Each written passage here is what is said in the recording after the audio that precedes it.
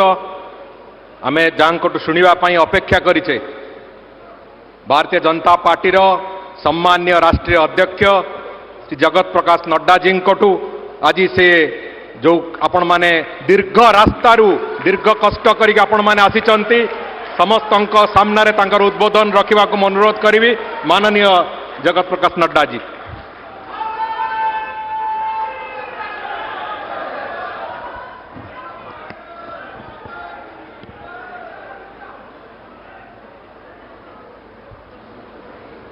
बोले भारत माता की, भारत माता की, भारत माता की।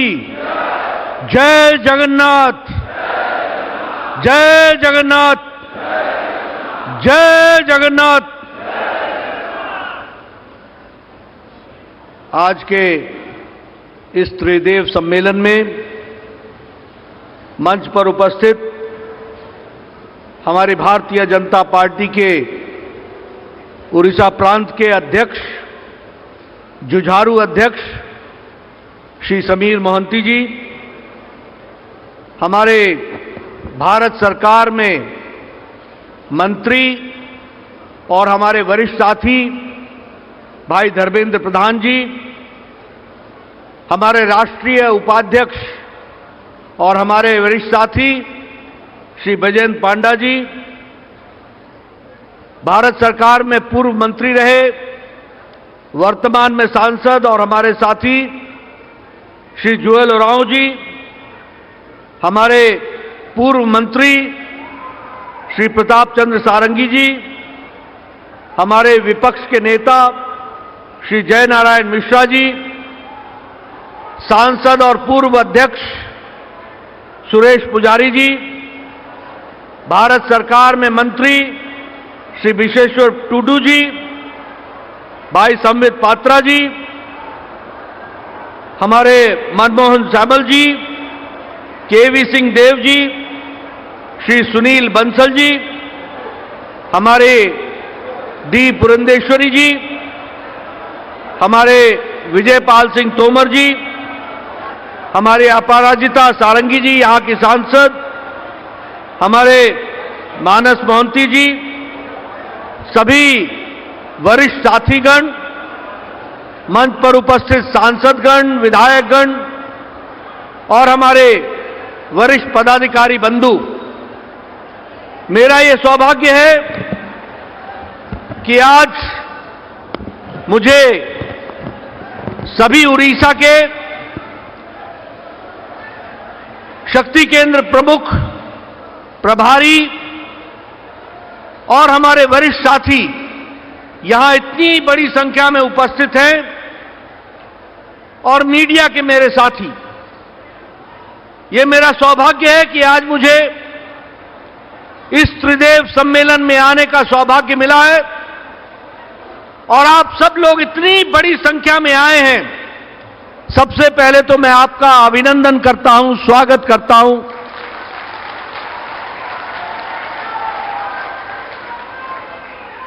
ये मेरा सौभाग्य है कि जगन्नाथ जी की नगरी में, जगन्नाथ जी के प्रदेश में मुझे आने का मौका मिला और भुवनेश्वर में जहां लिंगराज मंदिर में भी मैं नमन करता हूं, वहीं ब्रह्मेश्वर मंदिर को भी मैं नमन करता हूं और यहां के देवी देवताओं को मैं नमन करते हुए, इस पवित्र धरती को नमन करते हुए अपनी बात को शुरू करता हूं। मित्रों, जब मैं बात करता हूं तो आज के दिन मैं मधुसूदन दास जी को भूल नहीं सकता, जिन्होंने एक सामाजिक नेतृत्व देते हुए एकीकृत करने के लिए, लोगों को जोड़ने के लिए अपना पूरा योगदान किया। आज उत्कलमणि गोपबंधु दास जी को भी मैं भूल नहीं सकता, जिन्होंने सामाजिक नेतृत्व देते हुए देश को, प्रदेश को आगे बढ़ाने का काम किया। और बख्शी जगबंधु जी को भी मैं नमन करता हूं, जिन्होंने आजादी की लड़ाई ब्रिटिशर्स के खिलाफ सबसे पहले अगर किसी ने आवाज उठाई तो वो बख्शी जगबंधु ने उठाई उनको भी मैं नमन करता हूं। मित्रों, मैं यहां जब सभी स्वतंत्रता सेनानियों को नमन करता हूं, तो वहीं आप लोगों से इस बात को भी बताना चाहता हूं। मेरे से पूर्व हमारे अध्यक्ष समीर मोहंती जी ने और बहुत विस्तृत से धर्मेंद्र प्रधान जी ने आपके सामने बहुत सी बातें रखी हैं, लेकिन मैं एक बात आपके सामने रखना चाहता हूं कि आप सब लोग जो यहां उपस्थित हैं, फिर चाहे वो शक्ति केंद्र के प्रमुख हों, शक्ति केंद्र के प्रभारी हों, आप सब लोग बड़े सौभाग्यशाली हैं। मैं सौभाग्यशाली इसलिए कहता हूं क्योंकि आपको दुनिया की सबसे बड़ी पार्टी का सदस्य बनने का मौका मिला है, कार्यकर्ता बनने का मौका मिला है। आज मित्रों, हम 18 करोड़ की पार्टी है। दुनिया में कोई पार्टी इतनी बड़ी नहीं है। और दूसरी बात कि हम एक वैचारिक राष्ट्रीय पार्टी हैं। आज दुख के साथ कहना पड़ता है कि भारत इतना बड़ा प्रजातंत्र, यहां राष्ट्रीय पार्टियां रह नहीं गई हैं, सब सिकुड़ गई। सारी राष्ट्रीय पार्टियां क्षेत्रीय पार्टियों के रूप में सिमटती चली गई हैं और कोई भी पार्टी वैचारिक पार्टी नहीं रह गई है। अगर राष्ट्रीय पार्टी है और वैचारिक पार्टी है और दुनिया की सबसे बड़ी पार्टी है तो वो भारतीय जनता पार्टी है। इस बात को याद रखना चाहिए। और मित्रों, हमारी पार्टी वैचारिक तारतम्यता एक साथ रख करके चलने वाली पार्टी है। अगर हमारे नेताओं ने 1951 में भारतीय जनसंघ के रूप में कुछ कहा तो 2021 में, 2022 में, 2020 में, 2019 में हम उसी बात को लेकर के चलते रहे और अपना जीवन लगा दिया। 4-4 पीढ़ियां खप गई, लेकिन विचार को नहीं छोड़ा, विचार के साथ चलते रहे। यह भारतीय जनता पार्टी है। अगर श्यामा प्रसाद मुखर्जी ने 1953 में अगर 1953 में श्यामा प्रसाद मुखर्जी ने एक देश में 2 विधान, 2 संविधान, 2 प्रधान नहीं चलेंगे, इसके लिए बलिदान दिया, तो 2019 में प्रधानमंत्री नरेंद्र मोदी जी ने अमित शाह जी की रणनीति के साथ धारा 370 को धाराशाही कर दिया और उस बलिदान को पूरा किया। मित्रों, अगर मैं बात करूं, अभी अभी हम लोगों ने दीनदयाल उपाध्याय जी की जयंती, जन्म जयंती मनाई है 25 तारीख को। अगर दीनदयाल उपाध्याय ने एकात्म मानववाद को आगे रखा तो हमारी सरकारों ने अंत्योदय के माध्यम से गरीब का भला करने का प्रयास किया और आज मोदी जी के नेतृत्व में उसी मंत्र को लेकर हम चले हैं, सबका साथ, सबका विकास, सबका विश्वास और सबका प्रयास। मित्रों, अगर हमने 1951 में कहा एकता में अनेकता, देश एक है, भाषाएं अलग अलग हैं, खान पान अलग अलग है, सबको एक सूत्र में पिरो करके चलेंगे, मजबूत देश बनाएंगे और क्षेत्र का भी पूरा ध्यान रखेंगे। नेशन फर्स्ट, लेकिन रीजनल एस्पिरेशंस को ध्यान में रखेंगे। इस मंत्र को भी लेकर के हम चलते रहे। आज मित्रों, हम कह सकते हैं कि हमारी काडर की पार्टी है। आज यहां जितने लोग बैठे हैं सभी काडर से आए हुए हैं।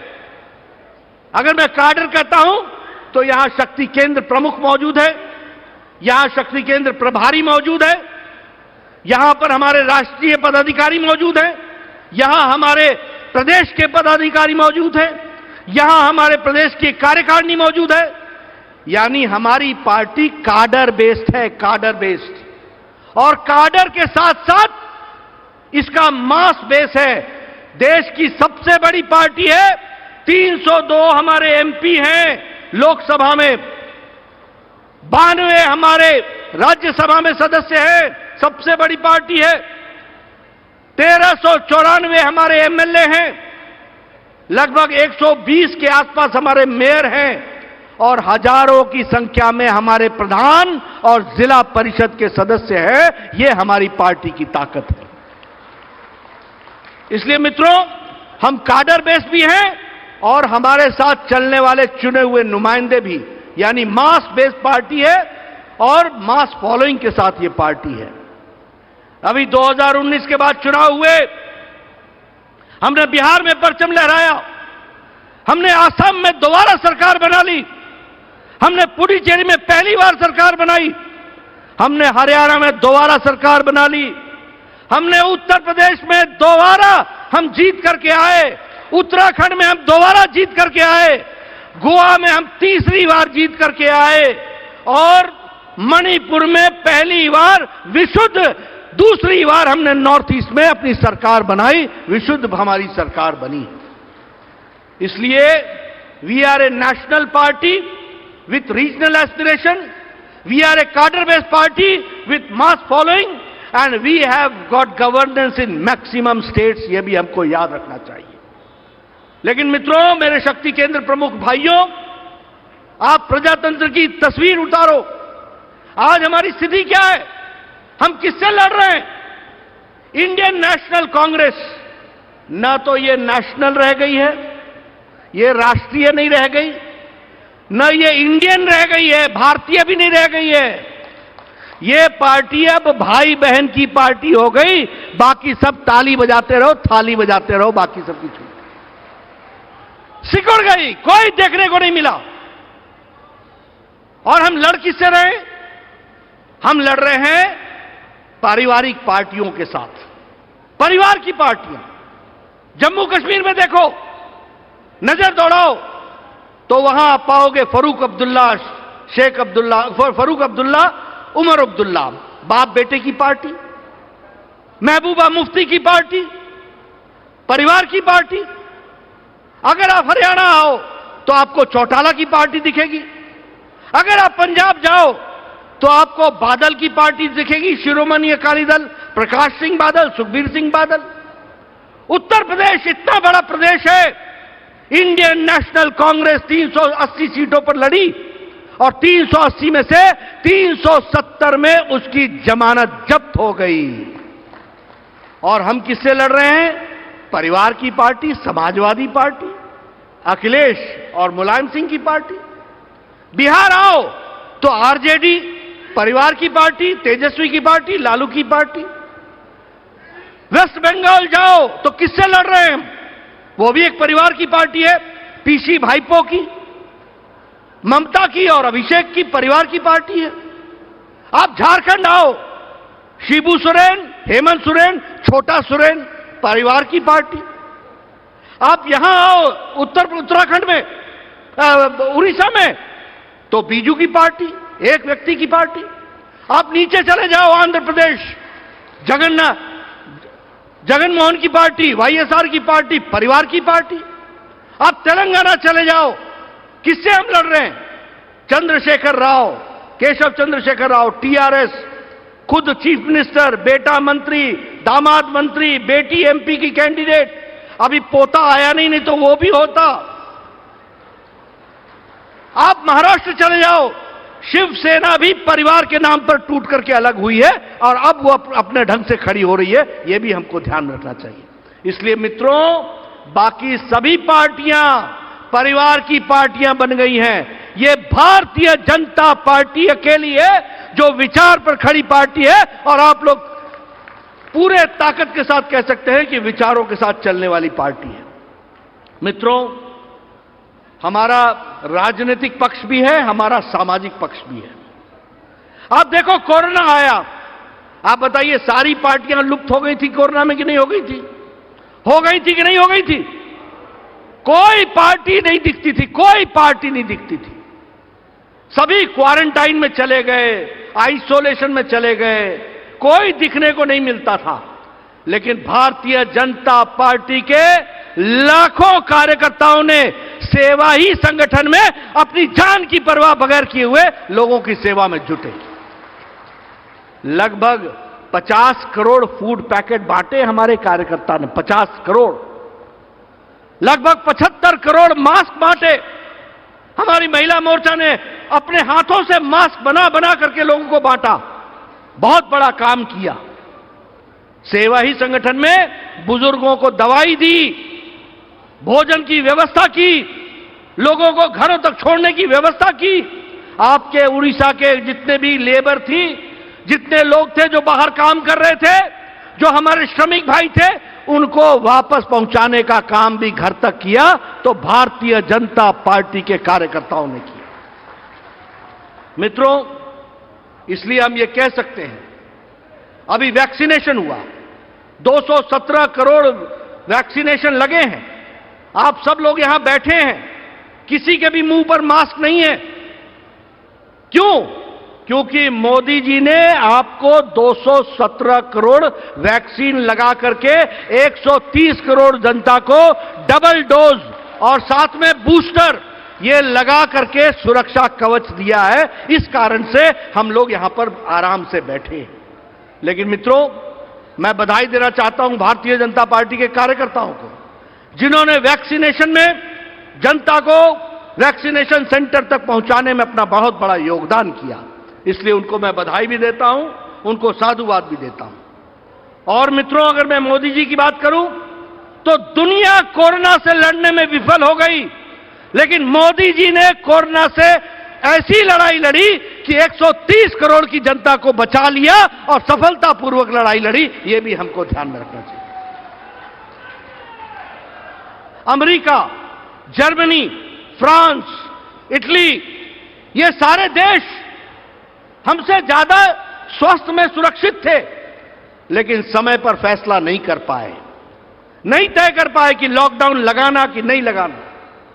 लेकिन मोदी जी ने, जब हम कोरोना से लड़ने के लिए तैयार नहीं थे, तो समय पर एक बहुत बड़ा डिसीजन लिया, लॉकडाउन लगाया, कहा जान है तो जहान है, और 2.5 महीने के अंदर देश को कोरोना से लड़ने के लिए तैयार किया।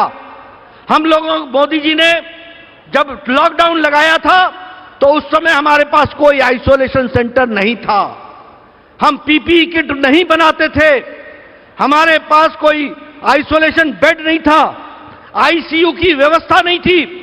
लेकिन 2.5 महीने के अंदर प्रधानमंत्री मोदी जी ने इस देश को PPE kit, personal protection equipment kit बनाना ही नहीं, दुनिया को भी देने का काम किया। तो प्रधानमंत्री मोदी जी ने किया है 2.5 महीने के अंदर।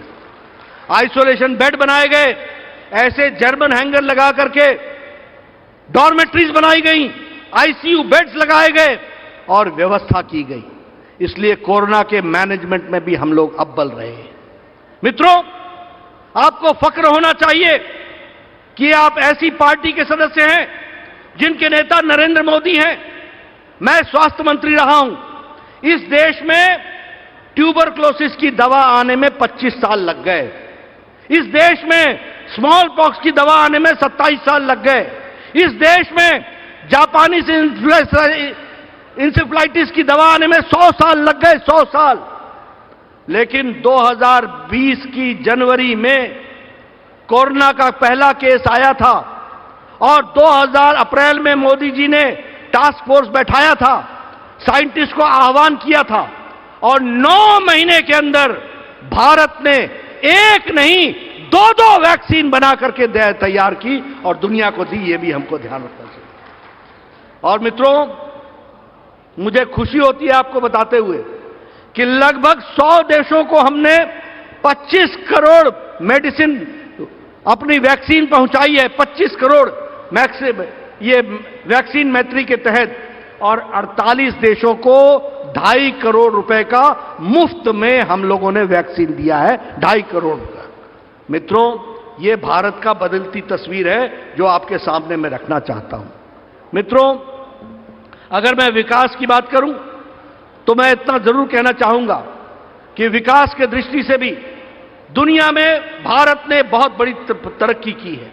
और उसके पहले मैं एक और बात बताना चाहूंगा कि देखिए, अभी यूक्रेन में झगड़ा हुआ, लड़ाई हो रही है। ये हमारे प्रधानमंत्री थे जिन्होंने पुतिन से बात की और इधर जेलेंस्की से बात की, लड़ाई को रुकवाया और 22,000 भारतीयों को 2 हफ्ता के अंदर वहां से सेफ निकाल करके घर पहुंचाने का काम किया, तो हमारे मोदी जी ने किया। और लगभग 200 लोग उड़ीसा के भी बच्चे थे जिनको पहुंचाने का काम हमारे मोदी जी ने किया है। मित्रों, हमारी नीतियां वो गरीब, वंचित, पीड़ित, शोषित, दलित और महिला, युवा, इनको ताकत देने वाली नीतियां हैं। अगर मैं कहूं प्रधानमंत्री जन औषधि योजना, तो प्रधानमंत्री जन औषधि योजना के तहत हम लोगों ने 8,700 सेंटर खोले हैं और 354 केंद्र हमने उड़ीसा में खोले हैं, जहां से गरीबों को आज दिन तक 1,300 करोड़ रुपए की दवा में बचत हुई है। गरीब आदमी को बचत हुई है, यह हमको याद रखना चाहिए। अगर मैं बात करूं प्रधानमंत्री आवास योजना, तो प्रधानमंत्री आवास योजना में देश में हमने 3 करोड़ 70 लाख घर बनाए, तो वहीं 20.5 लाख घर उड़ीसा में लोगों को पक्का मकान देने का काम किया, तो नरेंद्र मोदी जी की सरकार ने किया है। अगर मैं बिजली की बात करूं, तो जहां 2.5 करोड़ घरों को बिजली दी गई, तो वहीं 24.5 लाख घरों को उड़ीसा में बिजली पहुंचाने का काम नरेंद्र मोदी जी की सरकार ने किया, यह हमको याद रखना चाहिए। अगर मैं बात करूं जल जीवन मिशन की, तो लगभग 7 करोड़ लोगों के घरों में पानी पहुंचाना है, तो वहीं 43 लाख लोग उड़ीसा के हैं जिनके घरों में हम पानी पहुंचा रहे हैं। यह महिलाओं का सशक्तिकरण हो रहा है। अगर मैं स्वच्छ भारत की बात करूं, तो 11 करोड़ अगर हमने इज्जत घर बनाए हैं, तो 72 लाख घर उड़ीसा में बना करके मोदी जी ने महिलाओं का सम्मान किया है, उनको इज्जत घर दिया है, उनको खेतों में जाने से रोका है और उनको इज्जत के साथ घर में अपने दैनिक जीवन में ताकत देने का काम मोदी जी ने किया है। मित्रों, अगर मैं युवा की बात करूं, तो जहां 1 करोड़ प्रधानमंत्री कौशल विकास योजना के तहत काम हुआ है, तो उसी में 4,40,000 लोगों को सर्टिफिकेट युवाओं को उड़ीसा के बच्चे हैं जिनको मिला है। अगर मैं किसानों की बात करूं, तो जहां 12 करोड़ किसानों को किसान सम्मान निधि मिली है, तो 40.5 लाख किसान उड़ीसा के हैं जिनको 6,000 करोड़ रुपए यहां पर आपके किसान भाइयों को बांटा गया है। इसलिए मित्रों, अगर मैं किसान मानधन योजना की बात करूं, तो लगभग 1 लाख किसानों को इसका भी मानधन योजना का भी फायदा मिला है। इसलिए मित्रों, चाहे गांव हो, गरीब हो, वंचित हो, पीड़ित हो, शोषित हो, दलित हो, महिला हो, युवा हो, सबको शक्ति देने का काम, सशक्तिकरण करने का काम, ताकत देने का काम अगर किया है, तो प्रधानमंत्री मोदी जी और उनकी नीतियों ने किया है, यह हमको याद रखना चाहिए। देश की बात करें, तो नोट कीजिएगा कि हमारा जीडीपी 13% बढ़ा है और हम दुनिया में आज जिसको हम कहते हैं 5वें नंबर पर सोलर पावर एनर्जी के रूप में खड़े हैं।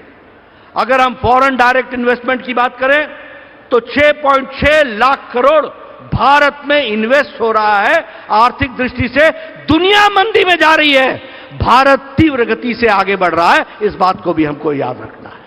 इसलिए मित्रों, हर तरीके से नए रिकॉर्ड बनाए जा रहे हैं। और यदि मैं बात करूं, तो हमारे डिफेंस एक्सपोर्ट वह भी हमारा 88% बढ़ गया है। एक समय में हम औजार और आर्म्स खरीदते थे, अब हम 88% बना रहे हैं और दुनिया के देशों को भी दे रहे हैं। यह ताकत भारत की आई है 8 साल के अंदर मोदी जी के नेतृत्व में। मित्रों, इसलिए हर दृष्टि से अब कल ही कैबिनेट में फैसला हुआ है, धर्मेंद्र जी कैबिनेट में थे, दिल्ली, अहमदाबाद, मुंबई 10,000 करोड़ रुपए स्टेशन को रीडेवलप करने के लिए लगेंगे और भुवनेश्वर का भी रेलवे स्टेशन का रीडेवलपमेंट हो रहा है, एक नई ताकत के साथ खड़ा किया जा रहा है, एक एयरपोर्ट जैसा एक अच्छा भव्य रेलवे स्टेशन बनेगा, ये काम चला है। हम लोग एक्ट ईस्ट की बात करते हैं, पूर्वोदय की बात करते हैं, पूर्व का उदय होने की बात करते हैं। इसके लिए अगर मैं कहूं तो अभी 220 करोड़ रुपए की सेस्मिक सर्वे कैंपेन महानदी बेसिन में उड़ीसा में, इसमें 220 करोड़ रुपए खर्च होकर के उसको इनॉग्रेट किया गया है। और कमर्शियल गैस का, ऑयल और गैस का महानदी बेसिन में जो काम है वो चल पड़ा है। उसी तरीके से इनॉग्रेशन एंड प्रोडक्शन एक्टिविटी, 2 नए आयरन ओर उड़ीसा में वह भी कमीशन हुए हैं और उस पर भी काम हुआ है।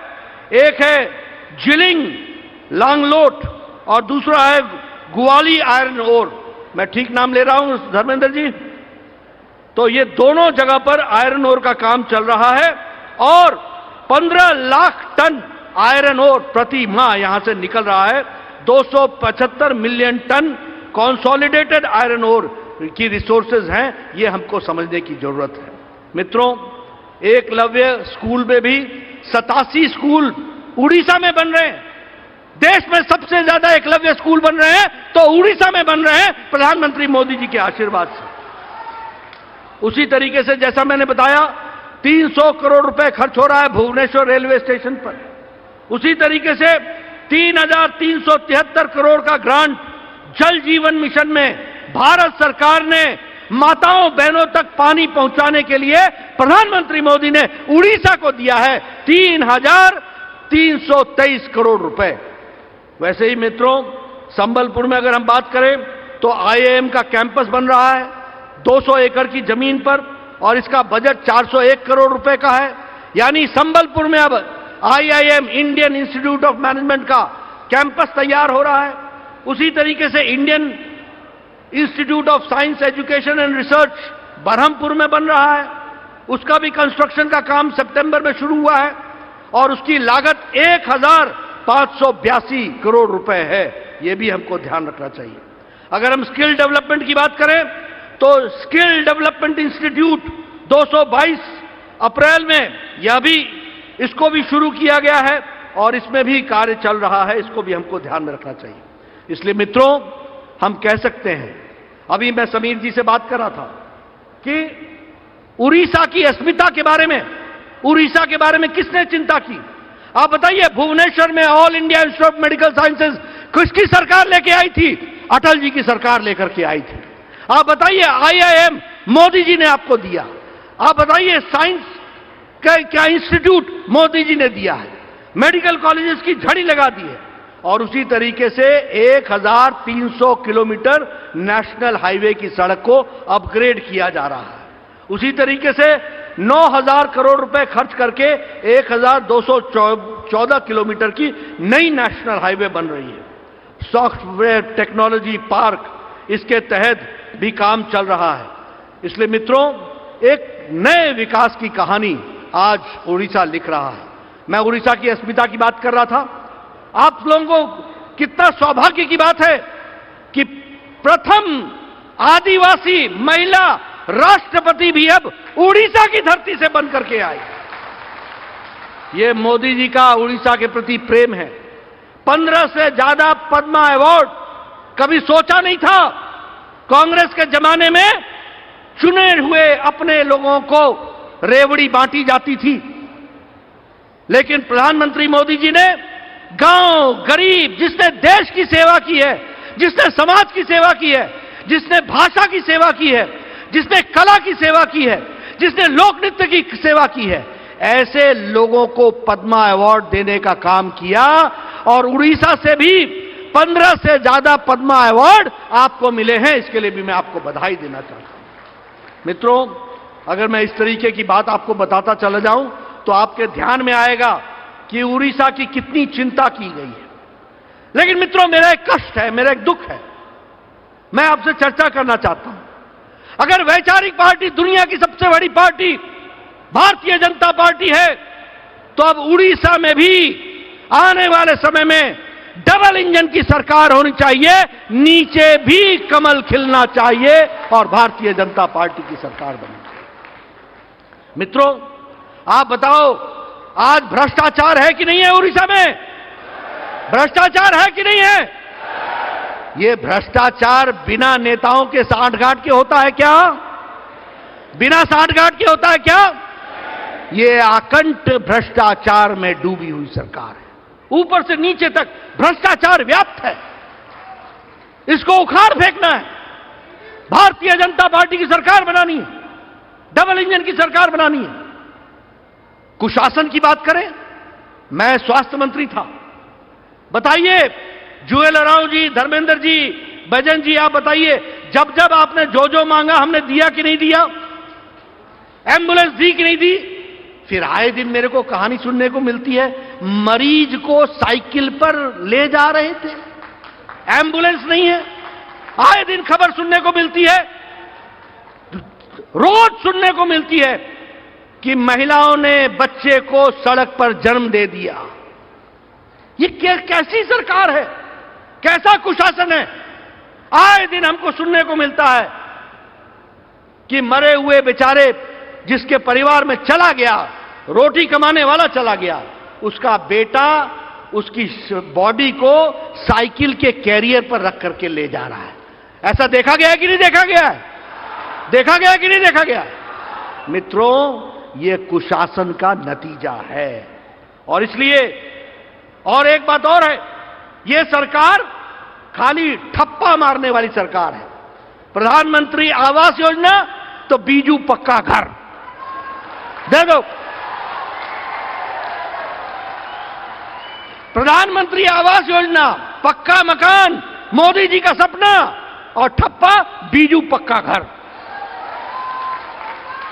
आप समझो, आप जानो कि किस तरीके के कार्य हो रहे हैं यहां पर। अगर मैं बात करूं आयुष्मान भारत, तो हम 11 करोड़ परिवार को मोदी जी 11 करोड़ 50 करोड़ की जनता, यानी 50 करोड़ की जनता का मतलब हुआ सारा अमेरिका, सारा यूरोप, सारा कनाडा, सब मिला ले तो हमारा आयुष्मान भारत बनता है 5 लाख रुपए का सालाना कवरेज। लेकिन दुख के साथ मुझे कहना पड़ता है कि 60 लाख उड़िया परिवार इससे वंचित हैं। आप बताइए, ये उड़ीसा की जनता के साथ अन्याय है कि नहीं है? अन्याय है कि नहीं है? यह सरकार जो आयुष्मान भारत मोदी जी का लागू नहीं कर रही है, इसको चुनाव में आपने कमल का ठप्पा लगाना है कि नहीं लगाना है? तो उसकी तैयारी करो, इनको विदा करो और आयुष्मान भारत का स्वागत करो। इसकी तैयारी हमको करनी होगी। मित्रों, मनरेगा में हम लोगों ने यहां पर 15,490 करोड़ रुपए दिए और यहां फर्जी बिल बन रहे हैं। फर्जी बिल बन रहे हैं कि नहीं बन रहे हैं? फर्जी बिल बन रहे हैं कि नहीं बन रहे हैं? ये इस तरीके से भ्रष्टाचार हो रहा है।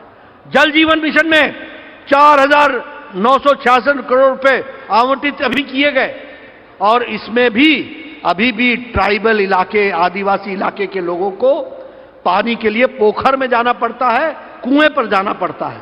आप बताइए, ऐसी सरकार को रहने देना है क्या? रहने देना है क्या? इनको विदा करना है कि नहीं करना है? तो विदा करना है तो जो हमारे शक्ति केंद्र प्रमुख हैं, उनका काम है कि बूथ पर जाकर लोगों को ये सारी कहानी बताइए, उनको समझाइए, उनको बताइए कि किस तरीके से कुशासन चल रहा है। और मित्रों, मुझे बहुत दुख के साथ कहना पड़ता है, यहां रक्षक ही भक्षक बन गया है। 3-3 मंत्री रहे लोगों के बारे में चर्चा होती है कि ये इनकी मर्डर के आरोप में सेक इन तक पहुंची है, मर्डर के आरोप में आरोपित हो रहे हैं, चर्चाएं चल रही हैं। जब सरकार में बैठे हुए व्यक्ति अगर मर्डर के चार्ज में आ जाएं, तो आप समझ सकते हैं कि प्रशासन कितना कुशासित है, कितना कुशासन चल रहा है। मैं ठीक बोल रहा हूं कि नहीं बोल रहा हूं? 3-3 मंत्री रहे लोगों का नाम मर्डर में आया कि नहीं आया है? आया है कि नहीं आया है? ऐसी सरकार रक्षक बन जाए भक्षक, ऐसे लोग, इसके बारे में हमको सोचने की जरूरत है।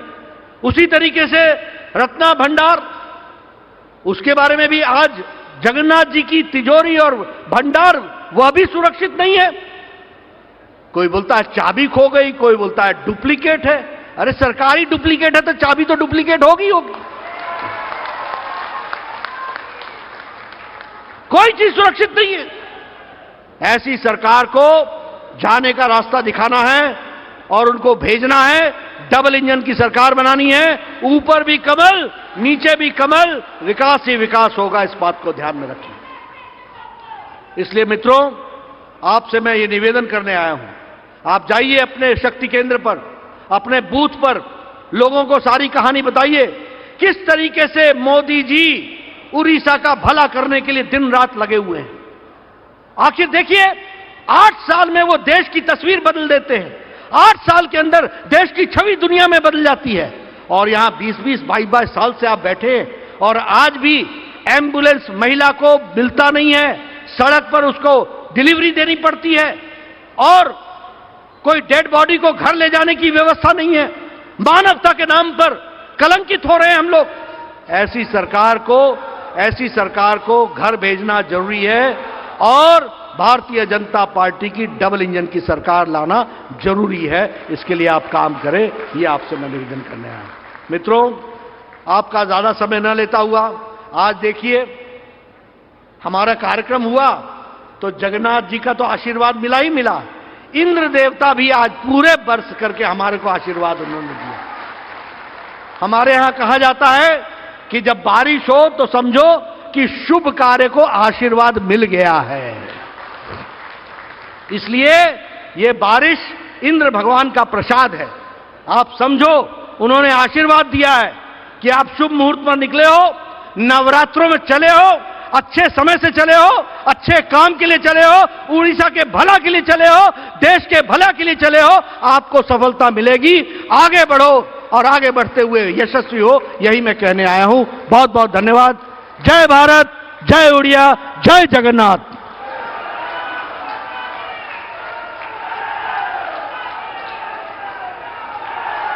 बहुत बहुत धन्यवाद माननीय राष्ट्रीय अध्यक्ष महोदय।